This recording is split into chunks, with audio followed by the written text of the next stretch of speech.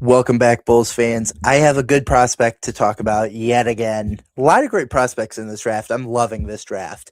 But today I'm going to talk about Alan Graves, some strengths of his, weaknesses of his, some comparisons, and overall just how I would feel if we were to draft him in the 15th overall slot.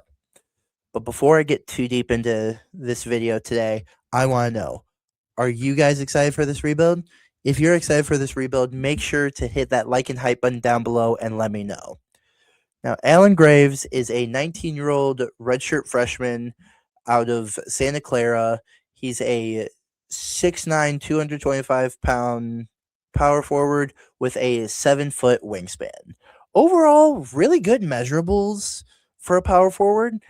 Kind of perfect measurables for what I would want out of a modern day four that kind of built 225, 6'9", 7-foot wingspan is pretty good, honestly. So overall, from a measurable standpoint, pretty happy with it.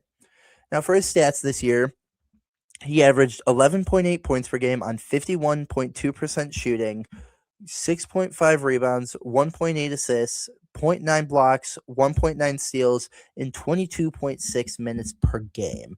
And it's that minutes per game that really, really sticks out to me because he was their sixth man all year. He only started 4 games. So being able to produce with this kind of efficiency, these good of stats in such few minutes and such a small role every game, honestly, I love it. I mean, what more can you ask for? He makes the most out of the minutes he plays, which honestly, I don't think there's much more you can ask from a prospect. But just overall, efficient scoring, good rebounding, good passing, just kind of that jack of all, master of none, Swiss Army knife kind of guy, which, I mean, like I said, only 23 minutes a game, and he's putting up this good of a stat line. I mean, imagine if he were to play 30 a night. Imagine if they started him. Could look even better than it already does. Now, for his strengths, the first one that stuck out to me was his scoring. Like I said, efficient scorer, 51% from the field, 41% from 3, high 70s for free throw percentage. So, I mean, not much more you can ask for in the efficiency department. The only thing that really is a knock against him for efficiency is the 41% from 3 is on 2.2 attempts per game. So you can make the argument that the sample size is a little bit small, but if you're going to make that argument, I feel like you have to acknowledge the fact that it's only 23 minutes a game and he's a power forward.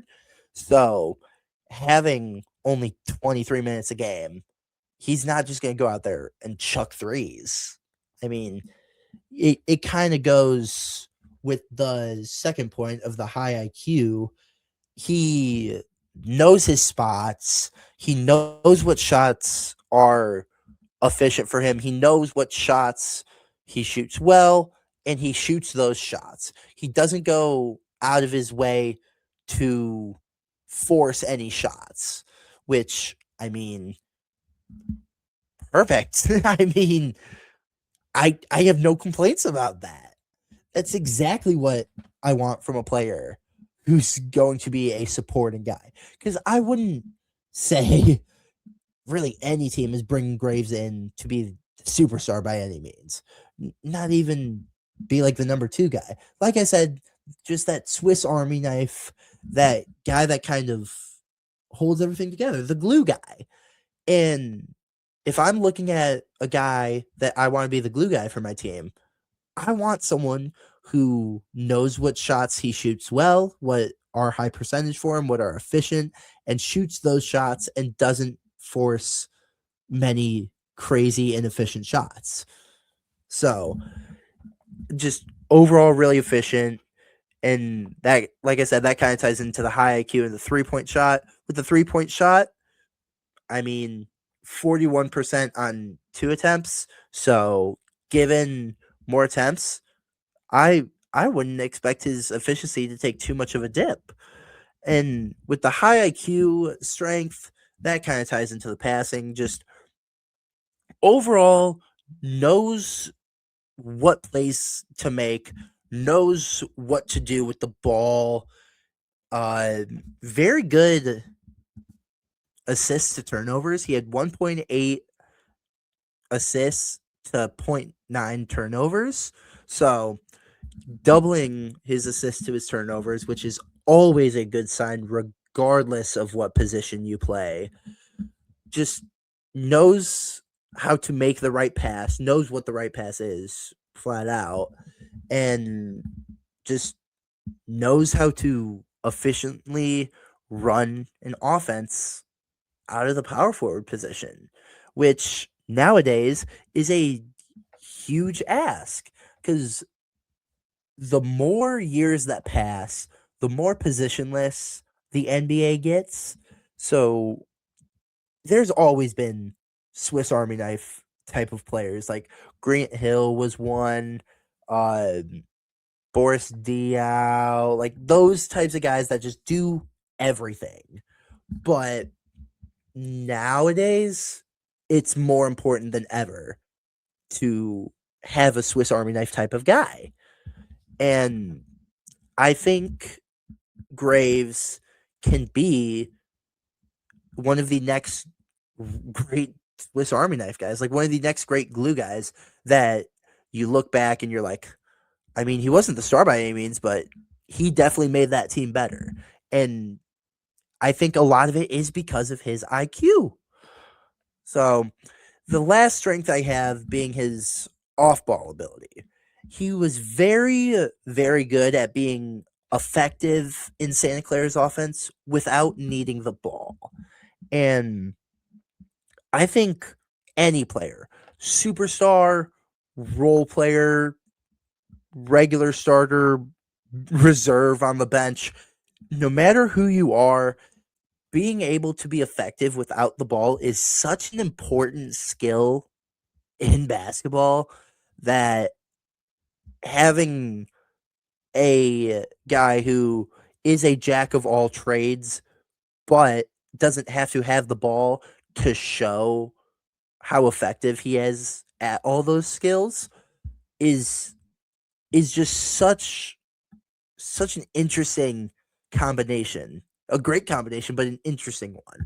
And I think that will just add a whole nother layer to this team. So really, really interested in all of that.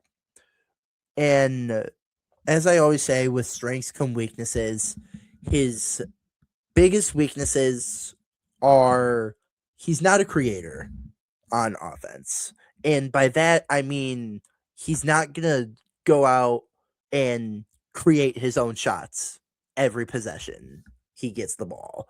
Like you see guys like Luca, you see guys like Shea, you see guys even like KD in as a forward. You see guys like that that are just creators. Like yeah, you can have your offense create a shot for them, but they know how to create that shot for them.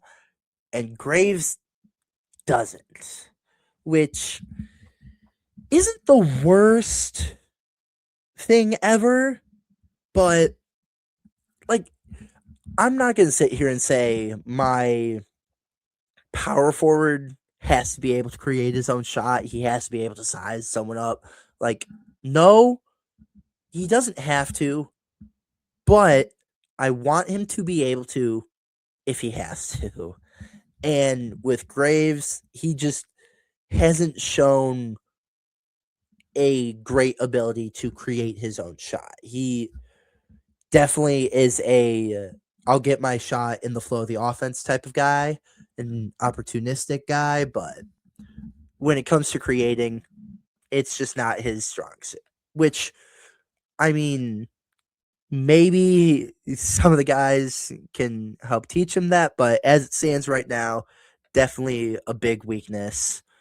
Uh, Fouls, he averaged over 3.5 fouls a game, which for someone who is such a defensive oriented player and known for defense, it is kind of concerning to have over 3.5 fouls a game, especially in the 23 minutes a game.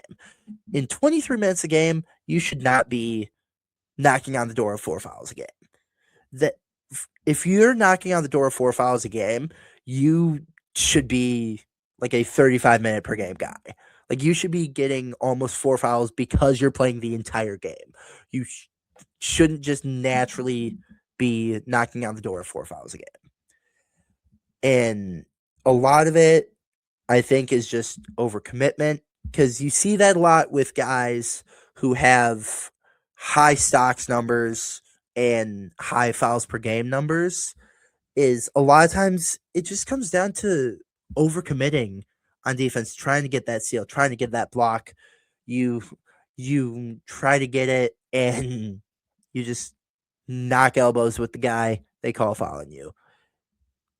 Big whoop.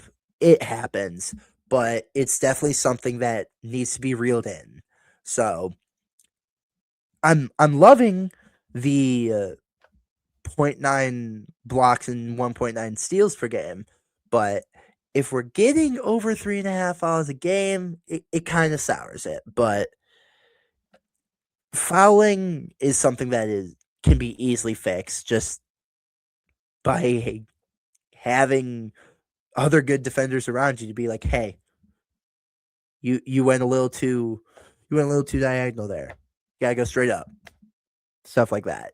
Easy fix. Not too worried about it. The one that I am a little bit worried about is his athleticism. He had a 27.5 standing vertical and a 34-inch max vert. Yikes. So I'm hoping with him only being 19 that he just gets more athletic as he gets closer to his prime. But measuring in at a 34-inch vertical, that's just not good. In the 27.5 standing vert, it causes a lot of concern.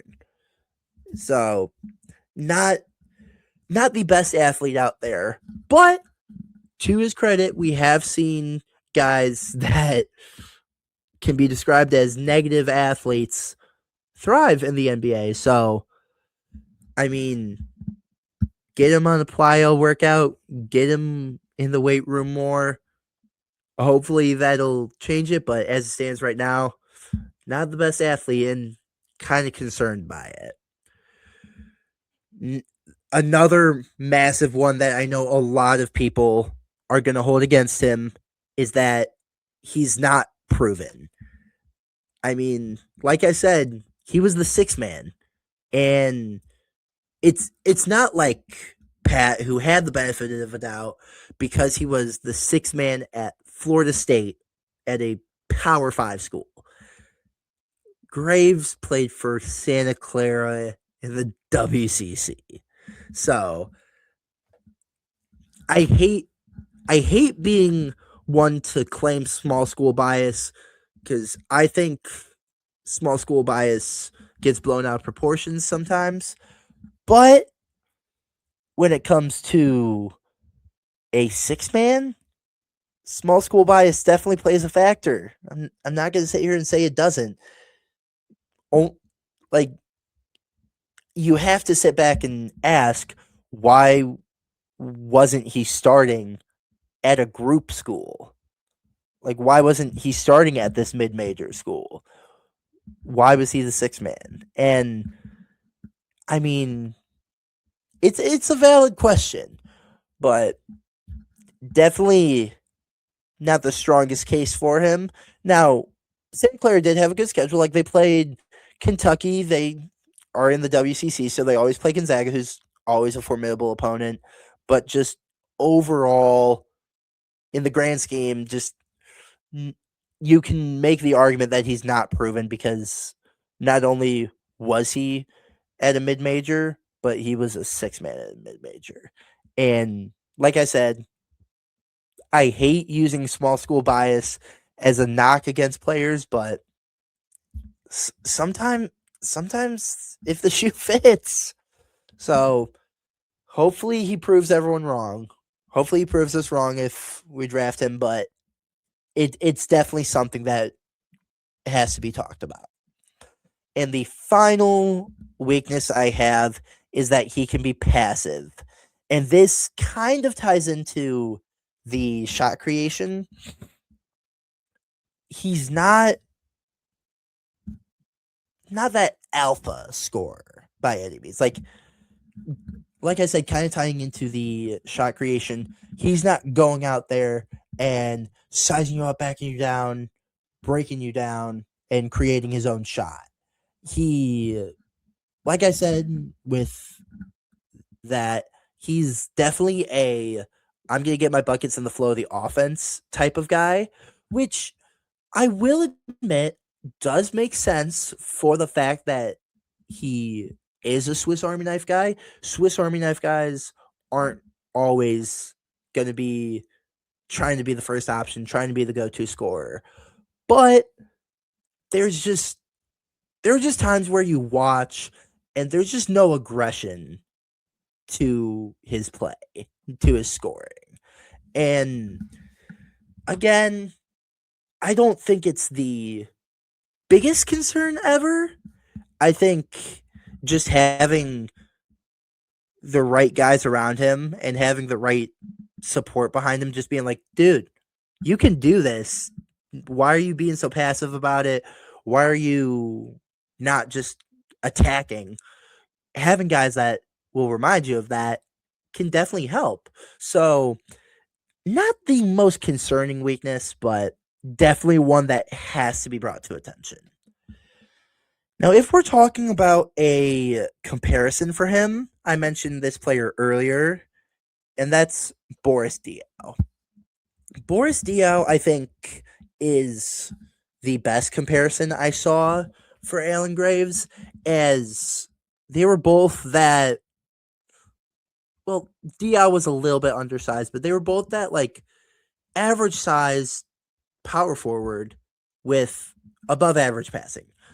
Like Diaw was averaging around 2 assists in the mid to late 2000s, which was unheard of, having a power forward get that many assists per game in that era. So it's that passing ability, and I keep mentioning it, but that jack of all, master of none type of player. And I think Boris Diaw kind of encompasses Alan Graves' comparison the best. I've seen comparisons such as a defensive minded Naz Reid, take Naz Reid on offense and take all that skill and put it into defense. That's him. I've seen Kyle Anderson, which I really like. That's another guy, just a good power forward with high IQ and high passing ability. And overall, take really any of those kind of overlooked Swiss Army knife guys where you sit back and you're like, yeah, no, now that I think of it, they did kind of run that offense. That's Alan Graves. And that's why I think Boris Diaw was the best comparison that I had seen. Now, for my thoughts on taking Allen at 15, I'm not going to sit here and say I'm going to be upset. By any means, I'm not going to be upset. But I just think there are going to be other players on the board at 15 that could provide more upside and just fit better. Because we're not rebuilding, or we are rebuilding. We're not contending, so we don't need those instant impact guys necessarily. Not to say we shouldn't draft a instant impact guy, which that's why I say I'm not gonna be upset. Like, obviously, rebuilding, contending, no matter what you're doing, you need guys who are gonna produce. And Graves is one of the guys in this class that I think will be able to produce day one, no matter what role he's given out the gate. But I just think his ceiling is a lot more limited than guys we could still see on the board at 15. Like, for example, like a Hannes Steinbach. Like, I'm a big Hannes Steinbach guy. I think he has incredible upside. I think his ceiling is higher than Graves. Morris Johnson, who Jordan talked about, I think he has more upside. Chris Sinak, I see with more upside. So it really comes down to, do you want a guy with a higher ceiling right now? Do you want to draft a guy right now with a higher ceiling, or do you want to draft a guy with a higher floor? And right now, I'm looking at guys who have higher ceilings than higher floors. But that's just me. If you guys disagree, let me know down below. Even if you guys agree, let me know down below. What do you agree with what I said? What do you disagree with what I said? Let me know down below. I love having discussions with you guys. But just, if you disagree, let me know. Me personally, I'm not going to be upset, but I think there are going to be better guys on the board. Now, with everything that I've laid out today, I want to know, would you guys be down to pick Alan Graves at 15? Comment, go for it, or I'll pass down below. Now, please make sure you're sharing these videos, subscribing. We're trying to reach 1,900 subscribers. We're roughly 60 away, so every subscriber matters, every share matters. We love having you guys here. We're trying to build the best Bulls community on the internet, and so far, I think we're pretty high up there. I love the community we have. Like I said, I love having discussions with you guys, whether it be Twitter, Instagram, TikTok here. You guys love voicing your opinions, and I love hearing where your guys' heads are at. And overall, I just love talking the Bulls with you guys. I love having the discussions, and I think that's the beauty of the off season, is there's so many directions we can go. So I want to know where everyone's heads are at so that we can have a fun discussion about it. With that being said, thank you for joining me today. Make sure you're liking, sharing, subscribing. Make sure you follow us on Instagram, TikTok, and Twitter. And make sure you have notifications on. Like I said, I've been loving making all this off-season content for you. I know Jordan and I talk all the time about how much we love the community we're building and how much we love making this content for you. And we have a lot of great content coming up in the future. So make sure those notifications are on so you don't miss any of it. With that being said, have a great day, everyone. And as always, see Red Bulls Nation.